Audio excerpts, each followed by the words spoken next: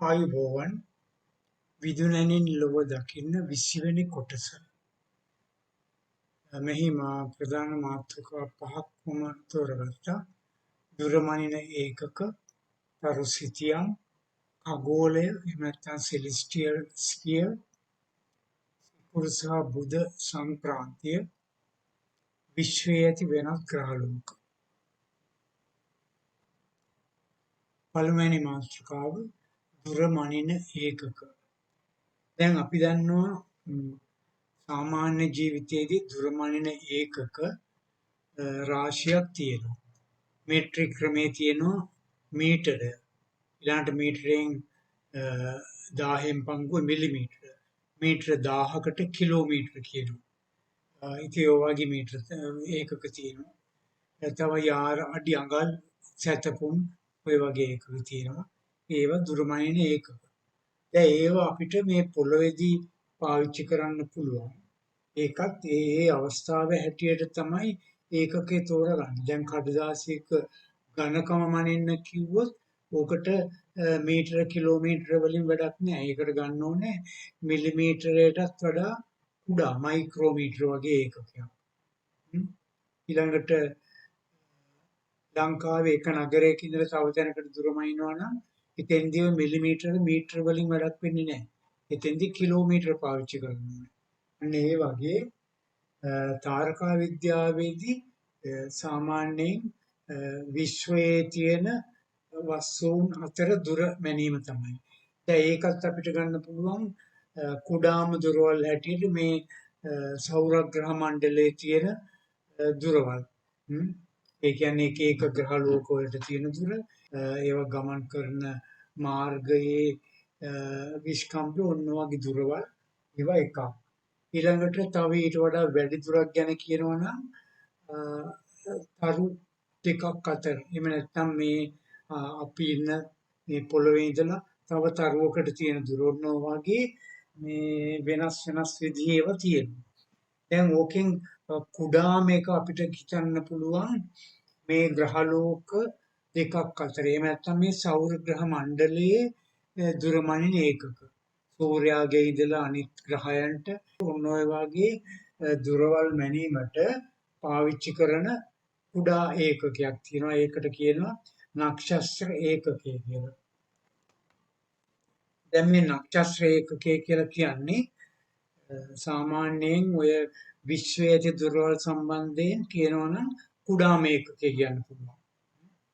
මේක අපි අර්ථ දක්වන්නේ පොළවේ ඉඳලා හිරුට ඇති මධ්‍යන්‍ය දුර, සාමාන්‍ය දුර. දැන් අපි දන්නවා හිරු පොළව තියෙන්නේ මෙන්න මේ වගේ. අපි හිතමු මෙතන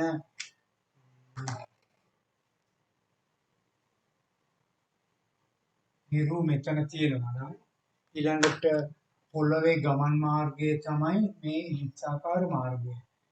දැන් ඕනම ග්‍රහ වස්තුවක ගමන් මාර්ගය වෙන්නේ ඉලිප්සයක්. ඉලිප්ස් එක තියෙනවා නාභි දෙකක් තියෙනවා. ප්‍රධාන නාභි දෙකක් තියෙනවා මෙන්න මෙයාගේ දෙතුන. මේ දෙකෙන් එක නාභියක තමයි මේ සූර්යයා. ඒක වටේ ගමන් කරන්නේ අනිත් ග්‍රහ වස්තු. එතකොට මෙතන ඉඳලා තියෙන දුර මෙන්න මේ දුර හැම වෙලේම එක ප්‍රමාණය නෑනේ. මේ දුර වැඩිම දුර වෙන්නේ මෙන්න මේක. අඩුම දුර මේක. ඒතර ඔයකේ සාමාන්‍ය අගය මධ්‍යන්‍ය දුර කියලා කියන්නේ ඒකයි. ඒ සාමාන්‍ය අගය මේ නක්ෂත්‍ර ඒකකයක් ඇටියට හඳුන්වනවා.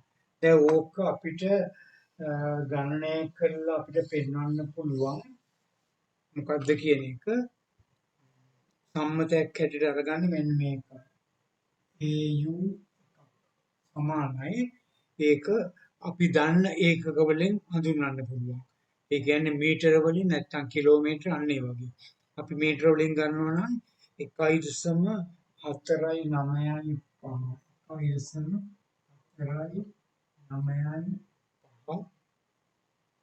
නක්ෂත්‍ර ඒකකයක් කියන්නේ මීටර මෙච්චර. එහෙම නැත්නම් මේ ඉලක්කම් ටික ලියලා මේ දශම ස්ථානය 11ක් ස්ථාන 11ක් දකුණට ගෙනියනවා. එතකොට එන්නේ මීටර. එහෙම නැත්නම් ඕකම අපිට පුළුවන් වුණා කිලෝමීටර වලින් ලියන්න පුළුවන්.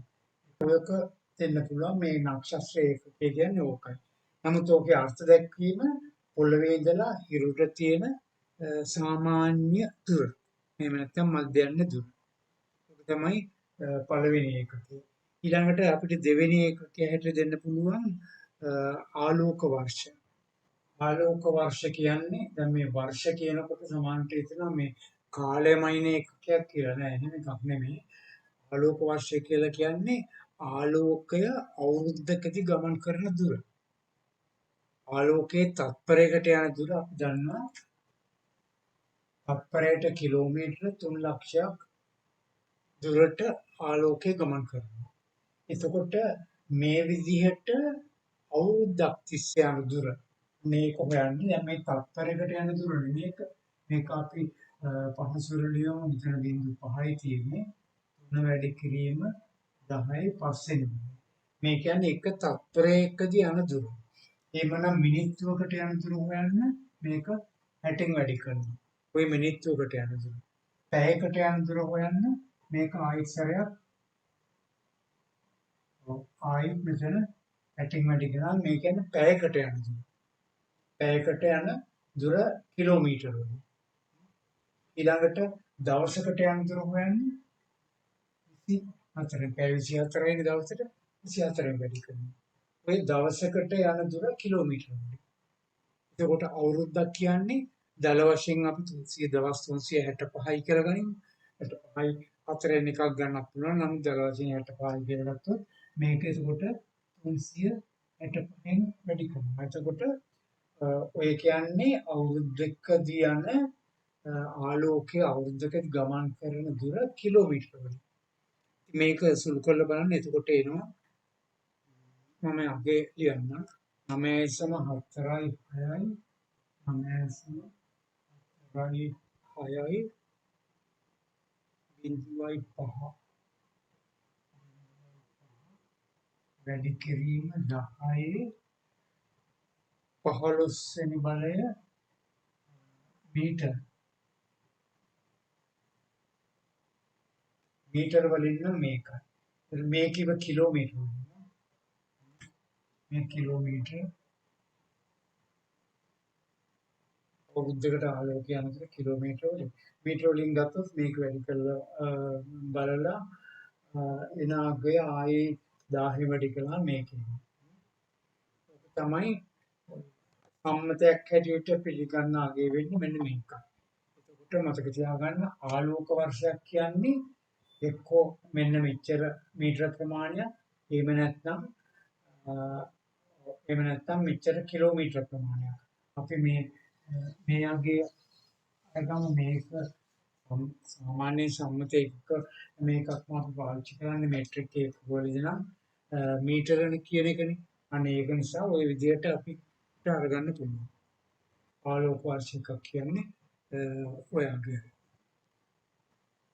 දැන් එතකොට මේ ආලෝක වර්ෂ කියලා කිව්වේ ගාක්ම දුර තියෙනවා. දැන් අවුරුද්දකට ආලෝකය ගමන් කරන දුර කිව්වහම ගාක්ම දුරනේ මේ සෝලර් සිස්ටම් එක නෙමෙයි.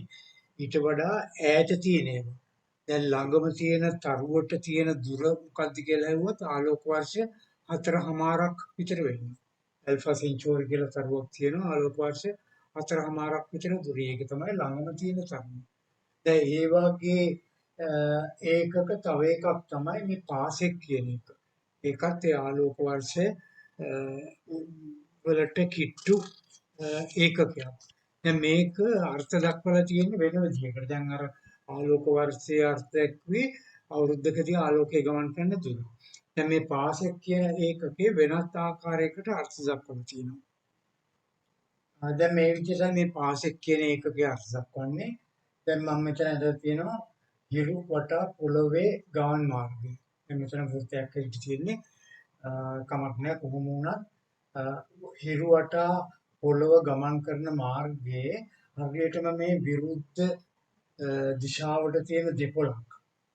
ඊටම මේ මාර්ගයේ මේ E1 කියලා දක්වලා තියෙන එක ඇතලා ඊට විරුද්ධ දිශාවෙම නැත්තම් මේ ස්ථානයට 6 මාසයකට පස්සේ ගිහිලා තියෙන ස්ථානය මෙතන. 6 මාසෙකදී පොළව තියෙන ස්ථාන දෙකක් තමයි මේ තියෙන්නේ. අන්න ඒ ස්ථාන දෙක යාකරොත් එහෙම තරුවකට මෙන්න මෙහෙම ඒ තරුවට තියෙන මේ කෝණය මෙන්න මේ කෝණය විකලා දෙකක් නම් ඒ කියන්නේ මේ තරුව තියෙන ස්ථානයේ මේ පිහිටීම් දෙක මගින් ආපාතනය කරන කෝණය විකලා දෙකක් නම් විකලා කියලා කියන්නේ දැන් අංශක එකක් සමානයි කලා 60ක්. කලා 60ක්. දැන් කලා එකක් සමානයි මේක සමානයි විකලා 60ක්. ඉංග්‍රීසියෙන් කලා වලට කියන්නේ මීට් කියලා විකලා වලට සෙකන්ඩ්ස් කියනවා. සිංහලෙන් ওই වචන දෙක පාවිච්චි කරනවා. මේ කියන්නේ මේ විකලායක කියන්නේ එතකොට අංශක එකකින් 3600න් පංගුවක්. ඕක කුඩා ඒකකයක්. මේ වාගේ විකලා දෙකක කෝණයක් ආපාතනය කරනවා නම් මේ ස්ථාන දෙකෙන් යම් කිසි තරුවකට ඒ තරුවට තියෙන දුර පාසෙක් 1යි කියලා කියනවා. එතකොට මෙන්න මේ දුර මෙතන ඉඳලා මේ දුර පාසෙක් 1ක් වෙනවා. පාසෙක් 1 කියන එක අර්ථ දක්වලා තියෙන්නේ ඔන්න ওই විදිහට. අන්න ඒක මතක තියාගන්න. දැන් මේ විදිහට අර්ථ දක්වලා තියෙනකොට මේ දුර අපි දන්න දුරක් අපිට හොයාගන්න පුළුවන් මේ දුර. ඒ කියන්නේ මේ සූර්යයා වටා පොළොවේ ගමන් මාර්ගයේ මේ 6 මාසයකදී තියෙන ස්ථාන දෙක අතර දුර. එහෙම නැත්නම් මේකේ මේ ජල වශයෙන් විස්කම්භයට සමාන අගයක්. එතකොට ඔයාගේ දන්නවනම් මේක අපිට ගණනය කරලා බලන්න පුළුවන් කොච්චරද කියලා. ඕනනම් කිලෝමීටර වලින් ගණනය කරලා බැලුවා හැකියි. ඒ බැලුවම එන අගය මම සඳහන් කරන්නම්. පාසෙක් එකක් සමානයි ආලෝක වර්ෂ 3.261. ඒ වුණනම් මේක මීටර වලින් කිලෝමීටර වලින් අපිට කැමති විදිහකට මේ හදාගන්න පුළුවන්. ඒ අතර සම්බන්ධතාවය දැනගෙන ඉන්න එක හුඟක් ප්‍රයෝජනවත් වෙනවා. ඇත්තටම මේ දෙකම උගාදුරට එක කිට්ටු වගයන්නේ. ඒ නිසා ওই දෙකෙන් කැමති එකක් තරුව අතර දුර මැනීමට පාවිච්චි කළ හැකියි. නමුත් සාමාන්‍යයෙන් ආලෝක වර්ෂය එක තමයි පාවිච්චි කරන්නේ. මොකද මේකේ අර්ථ දැක්වීම බොහොම පහසුයිනේ. දැන් මේ පාසෙක් වල අර්ථ දැක්වීම ටිකක් මේ ගණිතමය අර්ථ දැක්වීමක්. ආලෝක වර්ෂය කියන එක ඊට වඩා සාමාන්‍ය ජීවිතයේදී ඕන කෙනෙකුට තේරුම් ගන්න පුළුවන් අර්ථ දැක්වීමක්. ඒ නිසා මේ ආලෝක වර්ෂ තමයි වැඩිපුරම තරුවල දුර මැනීමට පාවිච්චි කරන්නේ. ඊළඟ මාතෘකාව තරු සිතියම්. තරු සිතියම් කිව්වහම දැන් හුඟක් අය දන්නවා අපේ මේ රටවල් වල පාරවල් වල එහෙම සිතියම් ගැන දන්නවා. තරු සිතියම් කියන්නේ ඒ වගේම තරුවල පිහිටීම් දැන් තරු පන්ති තියෙනවා. ඒ තරු පන්ති නම් කරලා තියෙනවා. ඒ වගේම මේ වෙන වෙනම තරු ගත්තොත් ඒවා නම් කරලා තියෙනවා. ඒතර ඒවා දක්වලා තියෙන සිතියම් තමයි තරු සිතියම් කියලා කියන්නේ.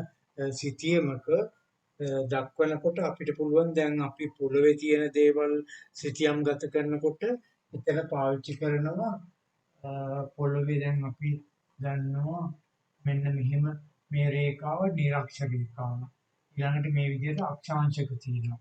අක්ෂාංශක අපි හිතමු 30 60 අම්මෝ කියන්නේ මේ ද්‍රවය.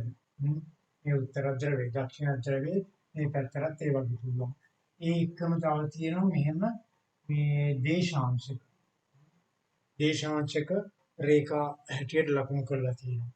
දේශාංශක බිඳුව කියන්නේ ග්‍රීනිච් හරහා යන මේ විදියට තියෙන රේඛාව. මේ දේශාංශක හැම එකක්ම මහා වෘත්ත. මහා වෘත්ත කියන්නේ මේ වෘත්තයේ මේ ගෝලයේ අරයටම සමාන මේ වෘත්ත. ඒ විදිහට මහා වෘත්ත තමයි. අනිත් අක්ෂාංශක රේඛා මහා වෘත්ත නෙමෙයි ඊට වඩා කුඩා වෘත්ත. මේ නිරක්ෂ රේඛාවට සමාන්තරගතව තියෙනවා. ඉන්න කුඩා වෙනවා. එතකොට ඔය අක්ෂාංශක සහ දේශාංශක වලින් මේ පොළොව මත තියෙන ඕනම ස්ථානයක ඕනම රටක නගරයක ඒ වගේ ඒවා ලකුණු කළ හැකි ඔය මේ අක්ෂාංශක දේශාංශක මගින්. ඒ වගේම තරු වලදී මනින්න වෙනත් ක්‍රමයක් පාවිච්චි කරනවා. එතෙන්දී අපි කියනවා තරු වලදී මෙන්න මෙහෙම එකක් ඍජු ආරෝහණය. මේකට කියනවා රයිට් එසෙන්ෂන් කියලා. මෙන්න මේ විදිහේ ඛණ්ඩාංක දෙකක් පාවිච්චි කරනවා. එකක් ඍජු ආරෝහණය, මේක අපි පැය මිනිත්තු තත්පර වලින් සඳහන් කරන්නේ. ක්‍රාන්තිය කියලා අනිත් එක ඊට මේ ඍජු කෝණීය තියෙන මේ මෙනුමක් මේක ක්‍රාන්තිය අංශක වලින් දක්වන්නේ. ඒ අංශක වලින් දක්වනකොට උතුරට තියෙන ඒවා ධනාගයන් ධනාංශයක් ගන්න, දකුණට තියෙන ඒවා ඍණාගයක් කියලා දක්වන්නේ. දැන් මේක වඩා මේ පැහැදිලිව තේරුම් ගන්න නම් අපිට තව දෙයක් දැනගන්න ඕනේ. ඒක මම ඊළඟ මාතෘකාව හැටියට දක්වපු खगोलය කියන खगोलය නැත්නම් celestial sphere කියන එක. මෙන්න මේක හරියට තේරුම් ගන්නේ නැතුව මේක අපිට තේරුම් ගන්න අමාරුයි. ඒ නිසා මම මේ खगोलය කියන මොකක්ද කියලා ඉස්සෙල්ලා පැහැදිලි කරලා ඉන්නවා. දැන් මෙතන මම මේ ඇඳලා තියෙන්නේ මේ පොළව. මේ පොළවේ මේ උත්තර ධ්‍රවය මේක දක්ෂිණ ධ්‍රවය. එතකොට මෙතන නිරක්ෂ රේඛාව තමයි මේ තියෙන මේ රේඛාව. අපිට මෙන්න මේ වගේ ස්ථානයක යම් කිසි පුද්ගලයෙක් ඉන්නවා. දැන් මෙතන ඉන්න එක්කෙනා හිටගෙන ඉන්නකොට එයාගේ ඉහළ කියන්නේ එයාගේ ඔළුව උඩ පැත්තේ දිශාව තමයි මේ තියෙන්නේ. යට පැත්ත තමයි මේ තියෙන්නේ. ඔය විදිහටනේ. දැන් මෙතන ඉන්නවා නම් කවුරු හරි එයාගේ උඩ පැත්ත කියන්නේ මේ පැත්ත. ඔය විදිහට මේ අපිට හිතා ගන්න පුළුවන්. එතකොට දැන් මෙයා උතුර මොකද්ද කියලා අහුවොත් දැන් මේ උත්තර ධ්‍රවයේ මේ පැත්තෙන් මෙතන ඉඳන් ඉන්න එක්කෙනා උතුරු පැත්තට අත දික් කළොත් මෙන්න මේ පැත්තට තමයි දික් කරන්නේ උතුරු පැත්ත. දැන් මෙතන ඉන්න එක්කෙනාගේ අක්ෂාංශකය මොකක්ද අහුවොත් දැන් මේකනේ අක්ෂාංශකය. ඒ කියන්නේ මෙන්න මේ කෝණය මේ ලැම්ඩා කියලා සඳහන් කරපු කෝණය. එතකොට මෙතන ඉන්න එක්කෙනාට ද්‍රවතාරකාව පේන්නේ කොයි පැත්තද කියලා අහුවොත් මෙන්න මේ පැත්තේ. මේ උතුරු දකුණු අක්ෂය මේකනේ. ඒතර මේ පැත්තේ තමයි ද්‍රවතාරකාව පේන්නේ. ඒතර මෙයා මේ උතුර පෙන්වන්නේ මේ පැත්තට. ඕකම දැන් මේ කිව්ව ගෝලය දැන් මෙතන ඉන්න එක්කෙනාට වටේට තියෙන ඒ ගෝලය. අන්න ඒක තමයි මේ ලොකුට ඇඳලා තියෙන්නේ. මේකට කියනවා खगोलය කියලා. නැත්නම් celestial sphere කියලා කියනවා. එතකොට දැන් මේ ඕ කියන්නේ මේ ඉතින් ඉන්න පුද්ගලයා ඉන්න තැන. එයාගේ හිස් මුදුන තමයි මේ Z වලින් ලකුණු කරලා තියෙන්නේ. මේ පැත්ත හිස් මුදුන. මෙතන මේ OZ කියලා ලකුණු කරලා තියෙන පැත්ත. ඊළඟට මෙතන ඉන්න එක්කෙනාට උතුර මේ පැත්ත. ද්‍රවතාරකාව තියෙන මේ පැත්තේ. ඒතරේ ද්‍රවතාරකාව තියෙන මේ පැත්තේ නම් මෙන්න මේ කෝණය තමයි අක්ෂාංශකය වෙන්නේ. ඒ ලැම්ඩා කියලා අතන දක්වලා තියෙන මේ කෝණය තමයි මේ මෙතන තියෙන මේ ලැම්ඩා අක්ෂාංශකය. දැන් ඔය විදිහට දැන් මේකට කියන්නේ කපෝලය කියලා මේ සම්පූර්ණ ගෝලය. මේකේ උඩ පැත්තේ භාගෙ මෙන්න මෙතනින් ඉහළ තමයි අහස. මේ පැත්ත මේ පොළව යට තියෙන පැත්ත. එතකොට තව අපිට කියන්න පුළුවන් මෙන්න මේ OP රේඛාවට ලම්බක තලය මෙන්න මේ ලම්බ කොළ පාටින් ඇදලා තියෙන ඒ තලය खगोल සමකය කියලා කියනවා. खगोल සමකය කියන්නේ මේ OP වලට ලම්බකව තියෙන තලය. ඊළඟට මම රතු පාටින් ඇදලා තියෙන්නේ ක්‍රාන්ති බලය.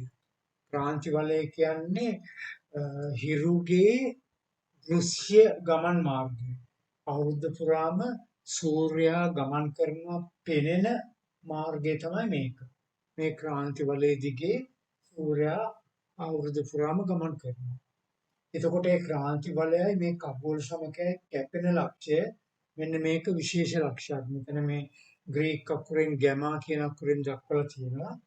එතකොට ඔය ගැමා කියන ලක්ෂයට අපි කියන්න පුළුවන් මේෂ රාශියේ ආරම්භය. මේකට මේෂ බිඳුව කියලා කියනවා. මේෂ රාශියේ තියෙන ස්ථානයක් තමයි මේ ගැමා වලින් දැක්වෙන්නේ. අන්න ඒක විශේෂ ස්ථානයක් වෙන්නේ මෙතන ඉඳලා තමයි අපි මනින්න පටන් ගන්නෙ අර තරු වලට තියෙන ඛණ්ඩාංක. තරු වලට තියෙන ඛණ්ඩාංක දෙකක් තියෙනවා. පළවෙනි එක ක්‍රාන්තිය කියන එක. ඒ කියන්නේ මේ කගෝල සමකයට තියෙන දුර ප්‍රමාණය. දැන් මෙතන තරුවක් x වලින් ලකුණු කළා නම් මේ x1 කියලා දක්වලා තියෙන්නේ. අන්න ඒක තමයි ක්‍රාන්තිය කියන්නේ. මේ තරුව එතකොට මේ කගෝල සමකයේ ඉඳලා උතුරට මෙන්න මේ x1 කියන කෝණයක්. මේ කෝණය මනින්නේ අංශක වලින්. මේ විදිහට දෙන්න පුළුවන්. ඊළඟට මේ ගැමාවල ඉඳලා මනින මෙන්න මේකට කියනවා ඍජු ආරෝහණය කියලා. මේ ගැමා x1 කියන්නේ ඍජු ආරෝහණය, right ascension කියන එක. එතකොට ඔය right ascension කියන එකයි මේ declination කියන එක නැත්තම් ක්‍රාන්තිය. ওই දෙක තමයි මේ තරුවකට දෙන්න පුළුවන් හොඳම ඛණ්ඩාංක දෙක. තරු සිතියමක් ගත්තොත් ඒ තරු සිතියම් වල ඒ තරු වල තියෙන ඛණ්ඩාංක ලකුණු කරලා තියෙන්නේ මෙන්න මේ ඛණ්ඩාංක දෙකෙන්. ක්‍රාන්තිය ධනාගයක් කියලා ගන්නවා උතුරට නම් ඍණාගයක් කියනවා දකුණට නම්. ඊළඟට ඍජු ආරෝහණය මනින්නේ මෙන්න මේ ගැමා කියන ස්ථානයේ ඉඳලා. ওই ගැමා කියන ස්ථානය ඇත්තටම ඒක මේ ඉතියම් වල විතරක් ලකුණු කරලා තියන්න පුළුවන්. නමුත් මෙතන අපිට දුරේක්ෂයකින් බලනවා නම් මේ හරිය තියෙන තරු ඇසුරින් මේක පුළුවන් නම් කරන්න. මෙතනත් මේ හරියට මොනවා හරි තරු ඇතිනේ. අන්න ඒ තරු වලින් පුළුවන් මේ ගැමා කියන්නේ මොකක්ද කියලා හරියටම පෙන්වලා දෙන්න. දැන් මෙතන මම තරු දෙකක ඛණ්ඩාංක දීලා තියෙනවා. සීරියස් කියන්නේ දීප්තිමත්ම තරුව. සීරියස් වල right ascension නැත්නම් ඍජු ආරෝහණය පැය 6යි මිනිත්තු 42යි තත්පර 54යි. ක්‍රාන්තිය නැත්නම් declination ඍණ 16යි අංශක 16යි කලා 39යි. ඒ කියන්නේ මේක දකුණු පැත්තට මේ කගෝල සමකයේ ඉඳලා දකුණට තමයි මේ තියෙන්නේ. දකුණට තියෙන නිසා තමයි මේ ඍණ ලකුණ. දැන් මේ ආක්ටුරස් කියන තරුව ඒකේ ඩෙක්ලිනේෂන් එක ධනාගයක්. ඒ කියන්නේ මේක උතුරට අංශක 19යි කලා 26යි. ඒකේ රයිට් ascension නැත්නම් ඍජු ආරෝහණය පැය 14යි මිනිත්තු 13යි තත්පර 24යි. විතරම ඍජු ආරෝහණය දෙන්නේ පැය මිනිත්තු තත්පර වලින්. මේ ක්‍රාන්තිය දෙන්නේ අංශක වලින්. අංශක කලා විකලා මේ විදිහට දෙන්න පුළුවන්. ඊළඟට මම තරු සිතියමක රූප සටහනක් දක්වමින් ඒ පිළිබඳ විස්තරයක් සඳහන් කරන්නම්. මෙහි දැක්වෙන තරු සිතියමේ ඍජු ආරෝහණය සහිත රේඛා දෙකක් ඍජු ආරෝහණය පැය 8 යනුවෙන්ද right ascension 9 hours යනුවෙන්ද සඳහන් කර ඇත. declination 0 යනුවෙන් දක්වා ඇති රේඛාව කගෝල සමකය වේ. එහි සිට වමට නැතහොත් උතුරට ක්‍රාන්තිය ධන 10 රේඛාවද ඒ කියන්නේ ධන අංශක 10 රේඛාවද දකුණට ක්‍රාන්තිය ඍණ අංශක 10 රේඛාවද දක්වා ඇත. රතු පහෙන් දක්වා ඇත්තේ කැනිස් මේජර් තරුපන්තියට අයත් සීමාවයි. එවැනි සීමා මායිම් කඩේරි වලින් දක්වා ඇත. මෙහි වම් පැත්ත උතුර ලෙසත් දකුණු පැත්ත දකුණ ලෙසත් දක්වා ඇත. මෙහි කැනිස් මේජර් තරුපන්තියේ සීරියස් තරුව ලකුණු කර ඇත. එහි ඇල්ෆා ලෙසද සඳහන්ව ඇත්තේ එම තරුපන්තියේ දීප්තිමත් තරුව නිසාය. දෙවැනි දීප්තිමත් තරුව බීටා ග්‍රේක් කකුරක් වූ බීටා ලෙස සඳහන්ව ඇත.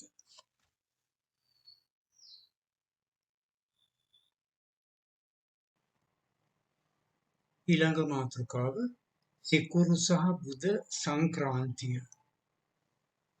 දැන් මේක සිකුරු සහ බුධ වලට විතරයි මේ සංක්‍රාන්තිය කියන වචනේ පාවිච්චි කරන්නේ. දැන් මේ ඉස්සෙල්ලා මම පැහැදිලි කරන්නම් අර සූර්යග්‍රහණයක් කියන්නේ මොකක්ද? දැන් අපි සූර්යයා මෙතන මේ හිරු කියලා ගත්තොත් පොළොව මෙතන නම් මේ අතරට මෙන්න මේ හරිය හඳ තිබුණොත් ඉර හඳට වැහෙන්න පුළුවන්.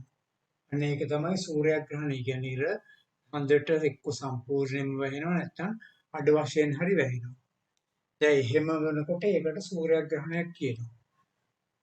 ඊළඟට හඳ නැතුව ඔතන සිකුරු සහ බුද ගැන හිතුවොත් බුද තියෙන්නේ ඉරුට බොහොම ළඟින්. ඊළඟට තියෙන්නේ සිකුරු. ඊළඟට තියෙන්නේ පොළව. ඒතකොට මේ පොළවයි සූර්යයයි අතරට පැමිණෙන්න පුළුවන් මේ සිකුරු නැත්තම් බුද. අන්න එහෙම ආවොත් අර චන්ද්‍රග්‍රහණයක් වගේ ඉර සම්පූර්ණ වැහෙන්නේ නැහැ. නමුත් මෙතන දැන් මේ බුද ළඟින්ම තියෙන එක බුද මේ හරියෙන් පිහිටියොත් කළු පාට ලපයක් වගේ පේනවා. හරියට මෙතන කළු පාට ලපයක් මෙතන මේ සූර්යයා හරහා ගමන් කරනවා පේනවා. දැන් ඕක ඇත්තටම මේ බලනවා නම් මොකක් හරි අර මේ අල්ට්‍රා වයලට් ෆිල්ටර් කණ්ණාඩියක් අරගෙන බලන්න පුළුවන්.